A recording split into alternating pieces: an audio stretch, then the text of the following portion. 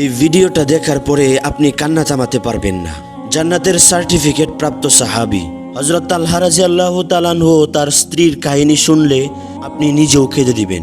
হযরত তালহা রাদিয়াল্লাহু তাআলা আনহু প্রতিদিন নবী সাল্লাল্লাহু আলাইহি ওয়াসাল্লামের পিছনে ফজরের নামাজ পড়েন, কিন্তু নামাজের সালাম ফেরানোর সাথে সাথে মসজিদে তিনি না বসে তাড়াতাড়ি বাড়ি চলে যান। এভাবে কিছুদিন চলার পরে অন্য সাহাবীগণ এটা নিয়ে সমালোচনা শুরু করলেন যে প্রতিদিন সালাম ফেরানোর সাথে সাথে তালহা রাদিয়াল্লাহু তাআলা আনহু কেন বাড়িতে চলে যায়। অথচ নবী সাল্লাল্লাহু আলাইহি ওয়াসাল্লাম ফজরের পরে সূর্য উদয় না হওয়া পর্যন্ত মসজিদে বসে বয়ান করেন। অন্য সাহাবীরাও নবীজির কাছে বসে বয়ান শুনতেন। এক পর্যায়ে এই কথাটা নবীর কানে পৌঁছায়। তারপর নবী সাল্লাল্লাহু আলাইহি ওয়াসাল্লাম বললেন, আগামীকাল ফজরের নামাজের শেষে তালহা যেন আমার সাথে দেখা করে। এই কথা তালহা রাদিয়াল্লাহু তাআলা আনহুকে জানিয়ে দেওয়া হলো এবং তালহা রাদিয়াল্লাহু তাআলা আনহু নামাজের শেষে তিনি অপেক্ষা করছেন আল্লাহ রাসূল সাল্লাল্লাহু আলাইহি ওয়াসাল্লামের জন্য। তারপর নবী সাল্লাল্লাহু আলাইহি ওয়াসাল্লাম তালহা রাদিয়াল্লাহু তাআলা আনহুর কাছে আসলেন। এসে অতি মেলায়েম কণ্ঠে তালহাকে বললেন, তালহা, আমি কি তোমাকে কোনো কষ্ট দিয়েছি? আমি কি তোমার হক নষ্ট করেছি? এই কথা শুনে তালহা রাদিয়াল্লাহু তাআলা আনহু কেঁদে ফেললেন। কেঁদে দিয়ে উত্তর দিলেন, কি বলেন হে রাসূলুল্লাহ, আপনি কেন আমাকে কষ্ট দিবেন? আমার জীবন আপনার জন্য উৎসর্গ হোক, আপনি আমার কোনো হক নষ্ট করেন নাই।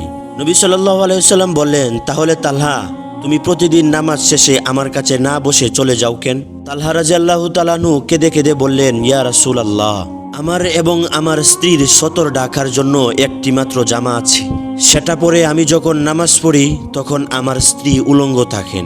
এক্ষেত্রে ফজরের নামাজের সময় একটু অসুবিধা হয়ে যায় ইয়া রাসূলুল্লাহ। তিনি বললেন, ফজরের নামাজে আসার সময় আমি আমার স্ত্রীকে একটি গুহায় রেখে আসি। এমতো অবস্থায় আমি যদি নামাজ শেষে এখানে বসে থাকি তাহলে তো আমার স্ত্রী নামাজটা কাজা হয়ে যাবে ইয়া রাসূলুল্লাহ। এজন্যই মূলত আমি নামাজ শেষে দৌড়ে চলে যাই। তালহা রাদিয়াল্লাহু তাআলা আনহুর কথা শুনে রাসূল সাল্লাল্লাহু আলাইহি ওয়াসাল্লাম দরদর করে কেঁদে ফেললেন। নবীজির চোখ থেকে পানি পড়ে দাড়িগুলো ভিজে যাচ্ছিল। সাথে সাথে নবী সাল্লাল্লাহু আলাইহি ওয়াসাল্লাম তালহাকে জানিয়ে দিলেন, তালহা রে, নিশ্চয়ই তুমি জান্নাতে যাবা।